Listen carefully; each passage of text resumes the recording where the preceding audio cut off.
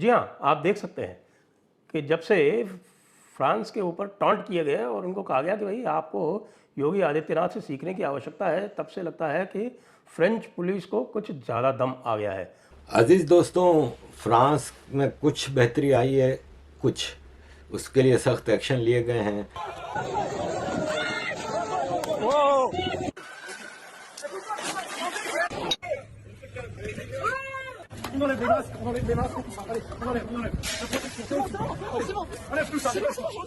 अब जो हो रहा है फ्रांस में उसी की आवश्यकता है। रिसेंटली ही एक स्टेटमेंट आती है फ्रांस की जानिब से कि हम चाहते हैं फ्रांस में इंडियन आर्मी की परेड, उसके अलावा हम चाहते हैं इंडियन एयरफोर्स के राफेल। आप सब जानते हैं कि फ्रांस का एक बहुत बड़ा हिस्सा दंगों की आग में जल रहा है। फ्रांस की हुकूमत ने इस मौजूदा सूरत हाल को कंट्रोल करने के लिए पाकिस्तान और तुर्की समेत कई अरब ममालिक के वीज़ाज बैन कर दिए हैं, लेकिन फ्रांस ने भारत के साथ दोस्ती निभाते हुए कहा है कि इंडियन वहां पर जा सकते हैं और उन्हें वहां पर जाकर रहने की इजाज़त भी है। ये दूसरी दफा है कि इंडियन प्राइम मिनिस्टर को फ्रांस की जानिब से बेस्टिल डे पर गेस्ट ऑफ ऑनर के लिए इनविटेशन दी गई और यहाँ पर हर तरफ अल जिहाद के नारे लगाए जा रहे हैं। जिस तरह के इस्लामी जमहूरिया पाकिस्तान है, बोल रहा हूँ कसम खुदा की, मेरा ये दर्द है।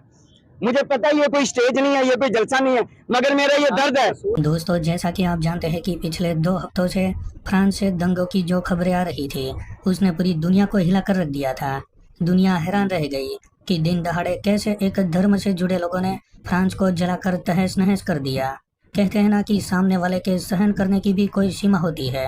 अब फ्रांस ने उन्हीं दंगाइयों से निपटने के लिए योगी आदित्यनाथ की स्टाइल में सख्त एक्शन लेना शुरू कर दिया है, जिसमें फ्रांस की पुलिस ने दंगाइयों को देखते ही उसे ठोकना चालू कर दिया है, जिसकी वीडियो भी वायरल हो रही है, जिसमें साफ साफ देखा जा सकता है कि जो दंगाई है वो सभी वीडियो में हिंदी बोल रहे हैं, यानी कि वो सभी पाकिस्तान परस्त है। वहीं हैरानी की बात तो ये है कि 2 हफ्तों से पाकिस्तानी मीडिया इस दंगों पर कुछ नहीं बोल रहा था, लेकिन जैसे ही फ्रांस की पुलिस ने दंगाइयों को ठोकना शुरू कर दिया तो सभी पाकिस्तानी मीडिया अपने बिल से बाहर निकलकर ये बोल रहे हैं कि मुसलमानों के ऊपर जुल्म हो रहा है और सिर्फ मुसलमानों को ही बदनाम किया जा रहा है। तो चलिए दोस्तों, आगे इसी पर पाकिस्तानी मीडिया का रिएक्शन देखते हैं कि जब से फ्रांस के ऊपर टॉन्ट किया गया और उनको कहा गया कि भाई आपको योगी आदित्यनाथ से सीखने की आवश्यकता है, तब से लगता है कि फ्रेंच पुलिस को कुछ ज़्यादा दम आ गया है और फ्रेंच पुलिस ने वही करना आरंभ कर दिया है जो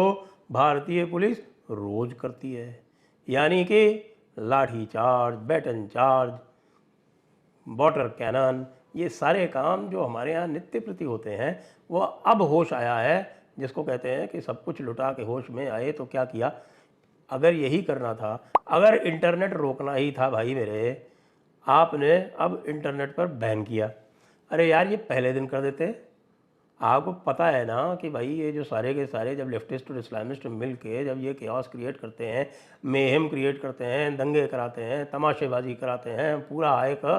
उपद्रव कराते हैं, बलवा कराते हैं, तो किस तरह से कराते हैं नहीं पता था तो भाई अमित शाह को फ़ोन कर लिए होते। अमित शाह को तो पता है, वो तो दादियों से भी डील कर चुके हैं, नानियों से भी डील कर चुके हैं, सरदारों से भी डील कर चुके हैं, निहंगों से भी डील कर चुके हैं। लेकिन जब भी पुलिस को यहाँ फ्री हैंड होता है, जैसे कि उत्तर प्रदेश में होता है, तो भाई बहुत कस के मार पड़ती है। इतनी मार पड़ती है कि दादी, नानी, काकी, बुआ, फूफी सब याद आ जाती है। तो अब जो हो रहा है फ्रांस में उसी की आवश्यकता है। यह समझने की आवश्यकता है कि यह जो दर्शन है, यानी कि जिसको हम इस्लाम कहते हैं, वो एक ही चीज़ कहता है, वो अपने अनुयायियों को एक ही बात सिखाता है कि तुम्हें काफिरों के ऊपर गलबा करना है, यानी उनके ऊपर डोमिनेट करना है। फिर क्या कहेंगे इस वक्त फ्रांस की जो मौजूदा सूरत हाल है? उन्होंने जो है तुर्की, पाकिस्तान समेत कई अरब ममालिक के जो मुसलमान हैं उनके वीज़ाज बैन कर दिए हैं, लेकिन ख़ासकर अगर हम बात करें इंडियन मुस्लिम की तो उन्होंने कहा है कि वो वहाँ पर जा भी सकते हैं और वहाँ पर जाकर रह भी सकते हैं। देखें, वो उधर रिसेंटली वो जो थाने में वो एक नौजवान को तशद्दुद करके मारा गया है। तुर्की क्योंकि हम है वीक मुल्क है, यहाँ से लोग अनलीगल रोज़ी के सिलसिले में जाते हैं, तो वो उन्होंने कोई एजेंसियों को कोई इशू होगा और उन्होंने इस पर इसलिए पाबंदी लगाई होगी। और अदरवाइज़ फ्रांस में लीगली पाकिस्तान भी पढ़ने जाते हैं, पाकिस्तानी कम्यूनिटी भी हैं। अच्छा, आपको पता है कि वहाँ पर जो इंडियन स्टूडेंट मौजूद हैं उन्होंने कहा है कि उनका इस पूरे सूरत हाल से उनके ऊपर कोई असर नहीं पड़ेगा। फ्रांस ने इंडिया के साथ अपनी दोस्ती निभाते हुए ये बात की है। देखिए इंडिया वो स्टूडेंट का तो मे भी आपका सवाल है जो अनलीगल है, जो पाकिस्तान के स्टूडेंट हैं उन पर भी फर्क पड़ा होगा। इंटरेस्ट होते हैं मुल्कों के आपस में, अब फ्रांस के इंडिया के साथ इंटरेस्ट हैं, वो उधर से वो जंगी सामान भी तैयारी वगैरह भी खरीदता है, कोई और अदर चीज़ें भी खरीदता होगा, आपस में मैशियत का कंट्रैक्ट होता है। इंडिया इस वक्त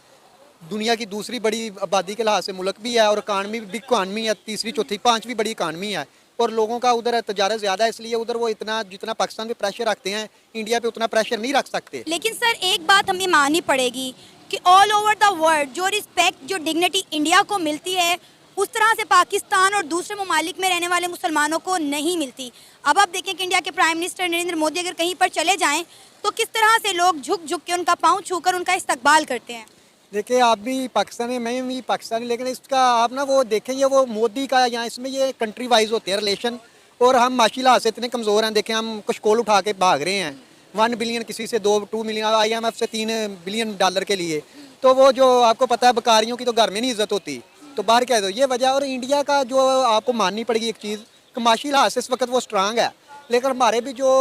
इस हवाले से हमें सोचना पड़ेगा, हमारे जो यानी कि आप कह लें मुक्तदरा हैं जो इस मुल्क पे हुक्मरानी करते हैं डायरेक्टली इनडायरेक्टली, उनको भी चाहिए कि मुल्क को कम से कम इस लेवल पे लेके जाए जहाँ हम बीएंगे पाकिस्तानी हमें भी फ़ख्र हो। और जहाँ तक इंडिया की ये है कि इंडिया आप देखें माशी लिहाज से इतनी तरक्की कर रहा है, दूसरा वो चाइना को टफ टाइम दे रहा है, और जो यूरोप कंट्री है या अमेरिका है उनका वो चाइना को आगे जाते हुए नहीं देखना चाहते और उसको इनकाउंटर करने के लिए भी वो इंडिया को सपोर्ट कर रहे हैं। जिस तरह 16 बिलें कुछ घंटों में हुई हैं इमरान खान साहब की, इसका मकसद ये है कि आपकी जुडिशरी जो है वो काम नहीं करना चाहती, वो किसी और प्लेटफॉर्म पे है, हुकूमत किसी और प्लेटफॉर्म पे है, एस्टेब्लिशमेंट किसी और प्लेटफॉर्म पे है। यही अलविया है पाकिस्तान की। अब उसको ठीक करने की कोशिश क्या की गई है कि रातों रात नैब का एक कानून जो है वो उसको तब्दील किया गया, जिसमें अब 30 डेज से तक रखा जा सकता है मुलजम को और 30 डेज से 300 डेज तक भी ले जाया जा सकता है और उसको कोई जमानत के उसके पास भी चांसेस नहीं होंगे।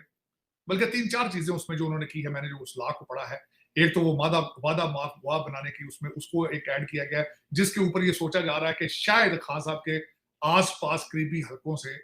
कोई तैयार हो चुका है वादा माफ करने के लिए, जिसमें जुल्फी बुखारी साहब का नाम भी लिया जा रहा है, जिसके अंदर मैडम जो है हमारी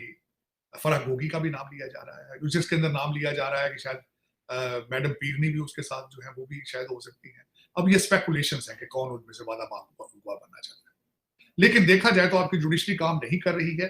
और दूसरा, मुझे अगर पर्सनल देखा जाए इलेक्शन होते नजर नहीं आ रहे, वो अभी तो नवंबर में होंगे, उससे पहले होने की